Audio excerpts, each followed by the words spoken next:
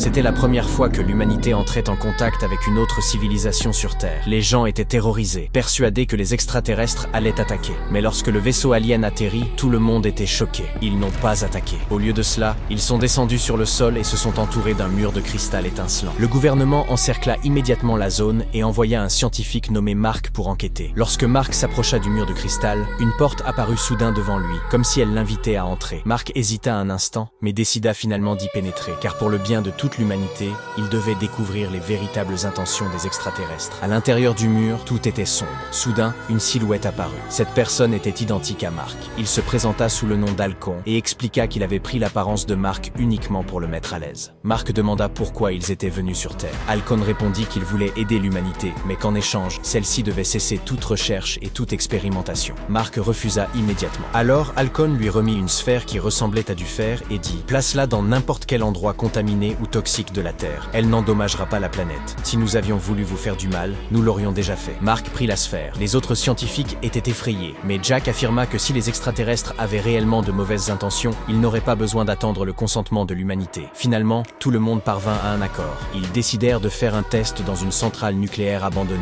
où il n'y avait aucune trace de vie. Dès que la sphère toucha l'eau contaminée, la Terre se mit à trembler. Une fumée verte s'éleva vers le ciel. Tous pensèrent qu'il s'agissait d'un gaz toxique, mais lorsque le brouillard se dissipa, cet endroit autrefois stérile et désolé s'était transformé en une forêt dense. L'air était pur et frais, et un parfum doux flottait entre les branches. Les analyses montraient que le sol avait été entièrement purifié. Les gens ont commencé à croire qu'Halcon avait peut-être de bonnes intentions. Cependant, tandis que Mark envisageait cette nouvelle alliance, quelque chose de bouleversant se produisit. Un ancien vaisseau, disparu depuis un an, réapparut soudainement. Les astronautes ont été accueillis en héros, mais au moment où ils ont entendu le nom d'Halcon, leurs visages devinrent instantanément pâles. Ils révélèrent qu'ils avaient visité une planète